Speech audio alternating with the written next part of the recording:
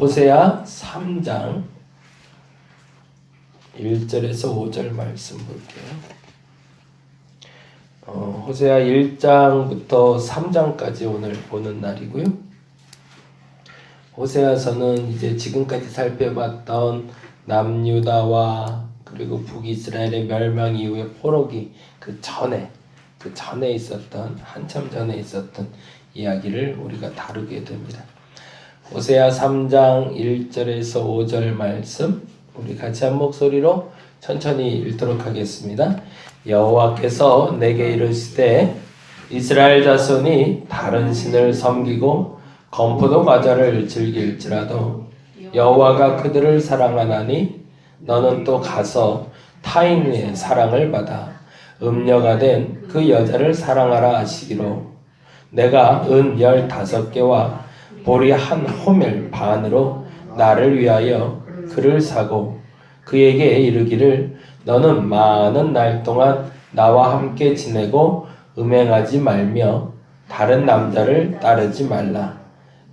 나도 내게 그리하리라 하였노라. 이스라엘 자손들이 많은 날 동안 왕도 없고 지도자도 없고 제사도 없고 주상도 없고 에봇도 없고 드라빔도 없이 지내다가 그 후에 이스라엘 자손이 돌아와서 그들의 하나님 여호와와 그들의 왕 다윗을 찾고 마지막 날에는 여호와를 경외함으로 여호와와 그의 은총으로 나아가리라. 아멘. 아멘. 호세아는 북이스라엘의 선지자입니다. 이제 조금 옛날 과거로 좀 돌아가야 되는데요. 지금까지 이제 포로기를 살펴봤기 때문에 이게 시대적으로 좀 차이가 꽤 나요. 약 한 1000년 정도 차이가 난다고 봐야 되겠네요. 지금 이 시기는 언제냐면 750년대 정도. 이 시대가 같이 활동했던 사람이 아모스라는 선지자가 있고요. 그리고 호세아라는 선지자가 있어요. 이 얘기는 조금 더 이제 정리를 좀 할 필요가 있는데, 이제 호세아, 아모스 나오면 여러분이 기억해야 될 왕이 하나가 있어요. 여로보암 2세라는 왕. 여로보암 2세. 여로보암 하면 기억나는 왕이 누굴까요? 북이스라엘의 초대 왕이죠. 북이스라엘. 르호보암, 여로보암. 그러니까 솔로몬 때에 나라가 두 개로 나뉘잖아요. 나라가 두 개로 나눴을 때 여로보암을 중심으로 해서 북이스라엘이 창건이 되고 르호보암을 중심으로 해서 솔로몬의 계보를 잇는 남유다가 형성이 됩니다. 그래서 남유다는 사실은 다윗의 계보를 꽂는 곳이라면 북이스라엘은 야곱의 계보를 쫓고 있어요. 그게 조금 다르다는 이유는 뭐냐면 누가 더 정통이냐라고 말하고 싶은 거예요. 사실. 원래는 통일 왕국 이스라엘일 때는 그냥 뭐 큰 문제가 없었는데 이제 남유다라고 이제 우리끼리 이제 그렇게 부르는 거예요. 남유다 북이스라엘로 부르는데 왜 그렇게 됐냐면 다윗의 씨로부터 솔로몬이 나왔고 솔로몬 후로 르호보암이 나왔는데 다윗과 그나마 솔로몬 때까지는 나라가 그래도 아귀다툼 하듯이 서로 물어뜯고 서로 싸워도 그래도 나라는 하나여야지 라고 했는데 솔로몬과 같은 강한 왕이 죽고 나니까 왕권이 약화되자 그때 이제 반발했던 여로보암이 이 반발하고 나오면서 나라를 세우게 됐는데 이 나라가 그래도 유다라는 솔로몬의 계보, 다윗의 계보를 잇는 나라보다 좀 강해 보일 필요가 있고 더 중요한 건 정통성. 내가 더 오래된 전통을 가지고 있는 나라인 걸 추정하기 위해서는 그 이름 자체가 다를 필요가 있었던 거죠. 그러니까 유다는 이스라엘의 아들이잖아요. 이스라엘이 야곱이니까. 야곱의 12아들 중에 유다가 나오잖아요. 그래서 남유다라고 얘기할 때 이 유다보다 앞선 아버지의 이름인 이스라엘의 이름을 갖다 쓰는 거예요. 그래서 유다보다 우리가 훨씬 앞선다. 그러면 우리는 뭘 섬기는지 아냐? 그러면서 말하는 게 이스라엘이 하나님을 만났던 자리 기억나시나요? 베델이라는 자리. 그래서 이 베델이라는 자리가 이 북이스라엘에서는 성지가 됩니다. 그럴 수밖에 없는 게 우리는 이스라엘의 정통성을 가진 나라다 라고 주장하고 싶어서. 그래서 예루살렘은 다윗이 중심이 된 종교 중심지라면 베델은 이스라엘 곧 야곱이 중심지가 된 종교의 중심지다라는 걸 주장하고 싶었던 거죠. 그래서 이 베델이라는 곳을 중심으로 해서 제단이 만들어지기 시작하고 거기서 하나님께 예배하는 공간이 확보가 되기 시작한 겁니다. 그래서 북이스라엘은 그렇게 형성이 됐고 우리나라처럼 마찬가지죠. 우리나라도 단군 왕조의 그 중심을 자꾸 캐기 시작하고 해서 조선이란 말을 계속 쓰는 이유도 사실은 누가 더 정통이냐 자꾸 이 얘기를 이제 북한이 하고 싶어서 하는 얘기인데 사실은 그러니까 그렇게 해서 백성들의 마음을 모으려고 했던 거죠. 그 초대 왕 이름이 여로보암. 근데 이 여로보암이라는 왕이 굉장히 강한 왕이었거든요. 그러니까 사람들 말에 그런잖아요. 세종대왕이라는 사람이 뛰어난 왕이다 보면 그 이름을 다시 한번 쓰고 싶은 것처럼. 그래서 예전에 역대 왕들 보면 뭐 다리오 1세, 다리오 2세 뭐 이런 식으로 파라오 1세, 파라오 2세 했던 것처럼 이 여로보암의 이름을 다시 한번 갖다 쓰면서 그때의 부귀 영화를 다시 회복하고 싶었던 때가 있는데 그게 바로 여로보암 2세 때입니다. 근데 이 여로보암 2세라는 왕이 나타났던 그 왕조를 우리가 예후 왕조라고 불러요. 예후 왕조. 이 예후 왕조 때가 이스라엘로 있어서는 가장 부강했을 때.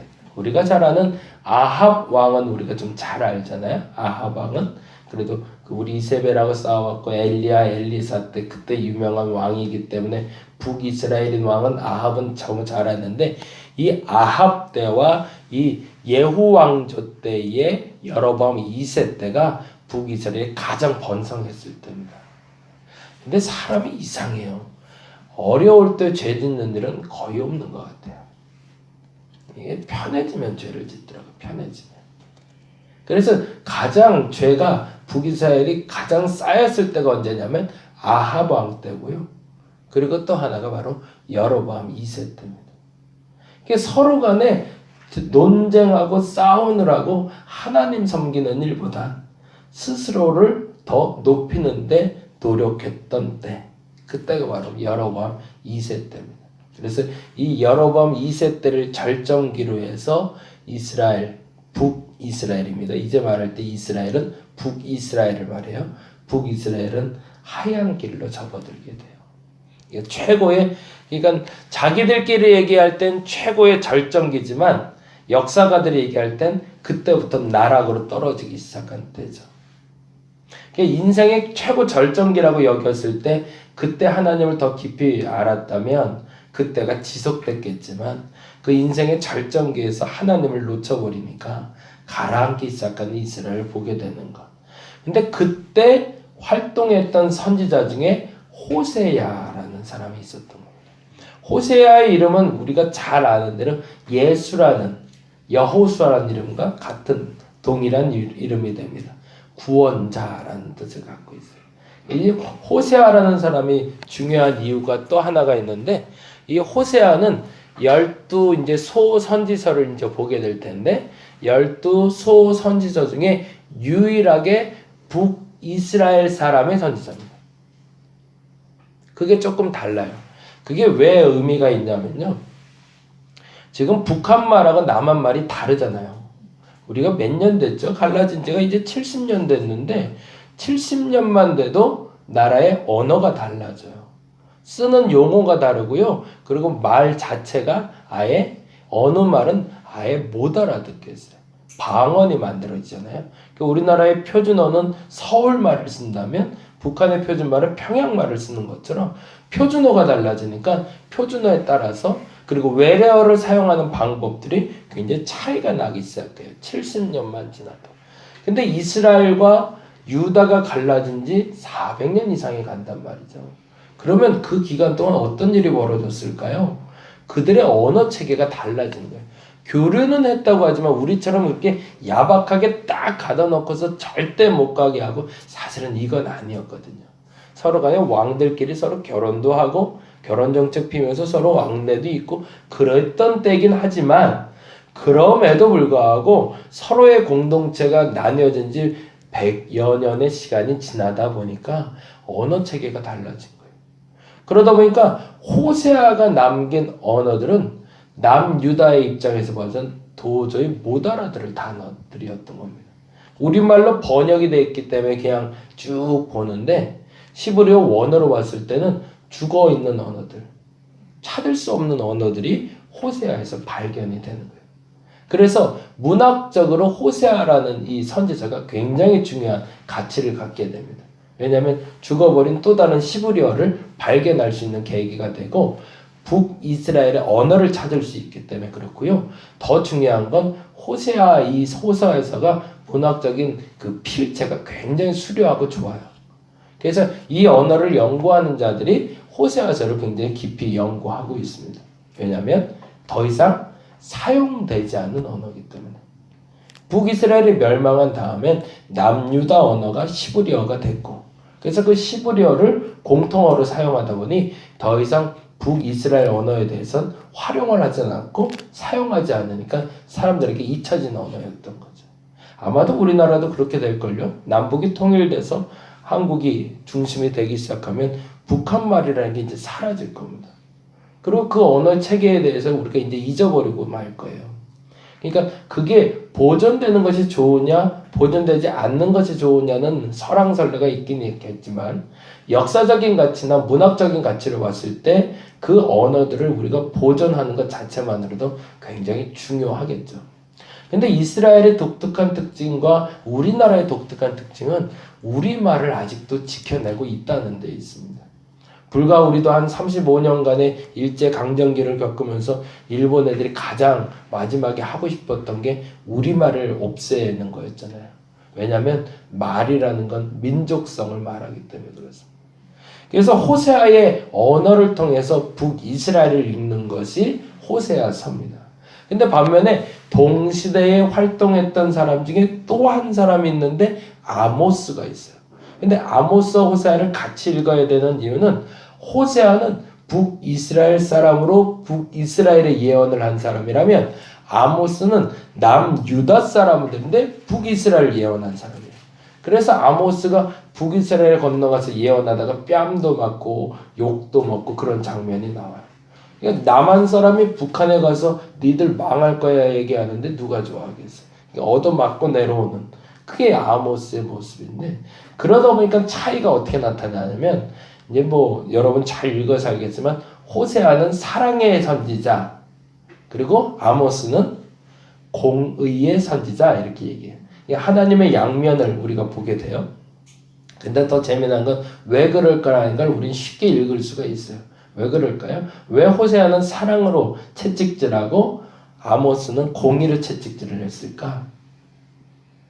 호세아는 내 자식이지만 아모스는 남의 자식이에요. 이게 다르더라고요. 네. 호세아는 내 민족이에요. 북이스라엘 사람들, 나의 가족들, 내 민족을 위해서 예언을 해요. 그러니까 그 애잔한 마음과 그 쓰린 마음이 사랑으로 녹아져서 나오지만 아모스는 아무래도 똑같은 유다 사람, 시브리인이지만 이 사람은 남유다 사람으로 북이스라엘 예언하고 있단 말이죠. 그러다 보니까 차가워요. 그러니까 그 본문 내에서 차가운 공의의 하나님을 얘기할 수밖에 없었고 당연하게 아무리 정을 준다고 해도 차가울 수밖에 없는 거예요. 냉정하게 판단하는 거죠.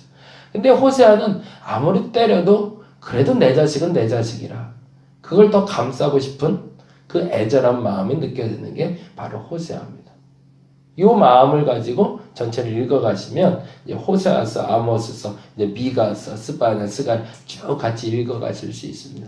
이제 기억하실 때 첫째는 여로보암 2세 그리고 이스라엘이라고 얘기하면 아 북쪽 나라구나 유다라고 얘기하면 남유다구나 그리고 호세아 사랑의 선지자 왜 이 사람은 북이스라엘의 선지자였습니까? 이 정도만 좀 정리해 놓으시고 이제 계속 보면 좋을 것 같은데 1장부터 3장까지 이야기의 제일 중요한 얘기는 호세아의 결혼입니다.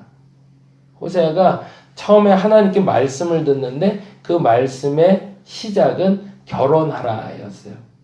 참 그것도 의미가 있죠. 그렇죠? 내가 하나님의 음성을 들어서 예언하게 되었는데 첫 번째가 좋은 여자를 만나 결혼하라가 아니라 근데 음란한 여자를 만나 결혼하라예요. 근데 이 음란이 세 가지로 해석이 돼요. 창녀라는 말도 있고요. 그리고 이제 뭐 조금 음란하게 살던 여자를 데려와 살았다는 얘기가 있고, 근데 저는 세 번째라고 생각을 해요. 이게 왜 그러냐면 첫 번째는 창녀예요. 두 번째는 원래 음란한 여자를 데려왔다. 세 번째는 호세아와 결혼하고 나서 음란해졌다. 근데 저는 세 번째로 보고 싶어요. 왜 그러냐면 이 남자랑 사는데 재미가 하나도 없는 거야. 오로지 하나님만 바라보고 사는 남자. 가정에는 관심도 없고. 근데 이 남자를 바라보고 있는 여자가 무슨 재미가 있겠어요. 그러니까 자꾸 바깥을 바라보게 되고 그러다 바깥 남자랑 눈 맞는 얘기가 나오는 게 사실은 호세아서입니다. 첫 번째 아이의 이름이 4절에 나오는데 4절 이렇게 되어 있습니다. 4절 말씀 같이 읽어봅니다. 4절 읽겠습니다. 시작. 1장 4절 죄송해요. 1장 4절 말씀 읽어봅니다. 여호와께서 호세아에게 이르시되 그의 이름을 이스라엘. 이스라엘의 뜻은 뭐라고 되어 있죠? 거기에 여러분 성경에도 써 있지 않나요? 하나님이 파종하신다라는 뜻을 갖고 있습니다. 하나님이 어떤 일을 할지에 대한 예언으로 자식의 이름을. 그러니 이 여인의 마음에는 이게 기분이 안 좋죠. 내 아이가 내 아이의 모습을 보고 미래를 보고 얘기를 해줘야 되는데 이 아이를 통해서 예언을 하는 내 남자를 보면서 이 여자가 기분이 좋겠어요. 그게 사실은 첫째 아이입니다. 근데 둘째 아이하고 셋째 아이를 낳았는데 6절입니다. 6절 말씀 볼까요? 고멜이 또 임신하여 딸을 낳음에 여호와께서 호세에게 이르실 때 그의 이름을 뭐라고 되어 있죠? 루하마라고 한다고 합니다. 그러니까 이스라엘은 하나님이 파종하신다는 뜻이라면 루하마의 뜻은 긍휼히 여기지 않는다. 그리고 또 아이를 하나 낳았는데 9절입니다. 읽어볼까요?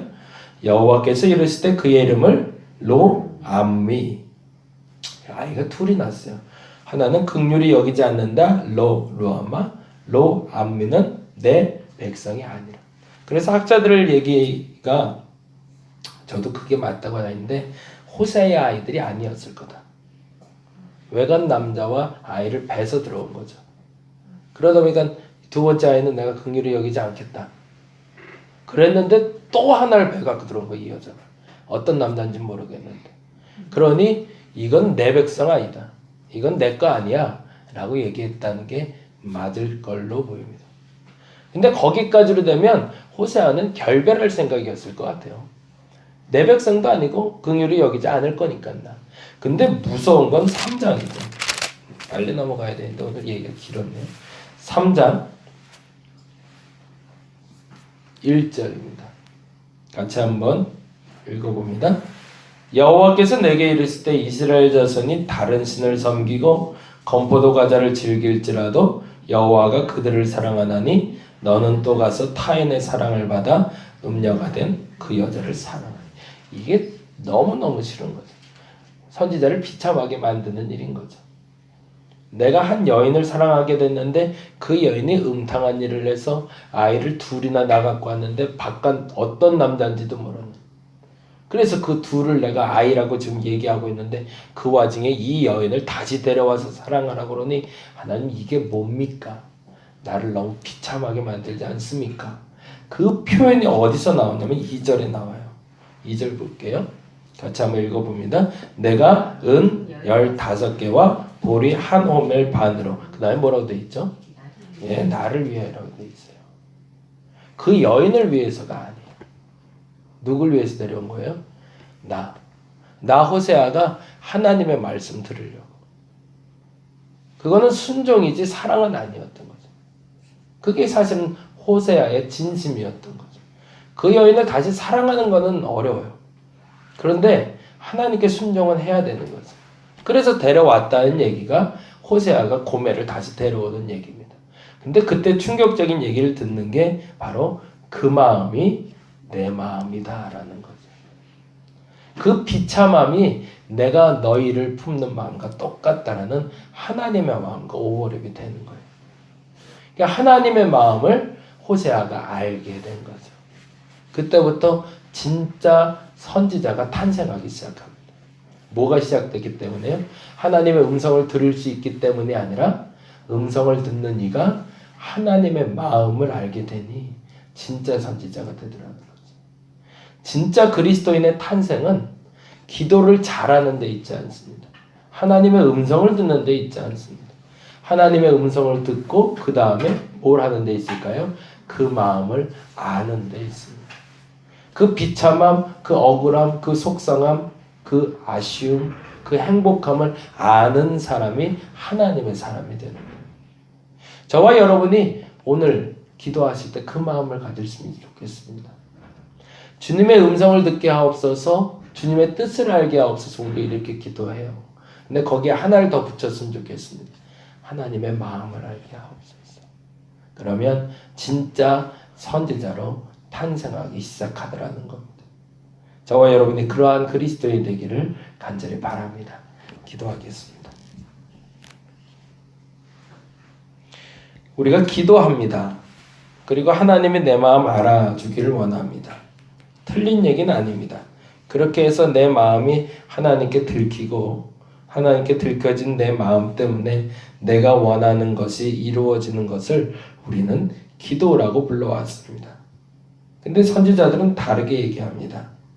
내가 하나님께 마음이 들키는 것이 아니라 하나님의 마음을 받아 그 마음의 원이 이루어지는 것을 선지자들은 기도라고 얘기합니다. 나의 기도와 그들의 기도가 조금 차이가 있습니다. 나는 나를 위해 헌신하지만 호세아가 자신을 위해 고멜을 데려온 것처럼 나를 위해 순종하지만 하나님은 말씀하십니다. 나의 비참함도 알아달라고. 내가 얼마나 비참한지, 내가 그럼에도 불구하고 그들을 왜 사랑하는지 알아달라고. 그 마음을 알게 됐을 때 호세아가 진짜 선지자가 됩니다. 내가 그런 그리스도인이 되게 하여 주시옵소서. 귀한 예물 주께 드립니다. 이 예물 받으시고 새벽제단 다림목교에서 쌓게 하시니 그 감사로 드린 이 예물이 하나님께 온전히 드려지는 예물 되게 하시고 드려진 마음을 주께서 붙잡아 주시옵소서. 감사합니다. 고마우신 예수님 이름으로 기도드렸습니다. 다 같이 기도하고 돌아가도록 하겠습니다.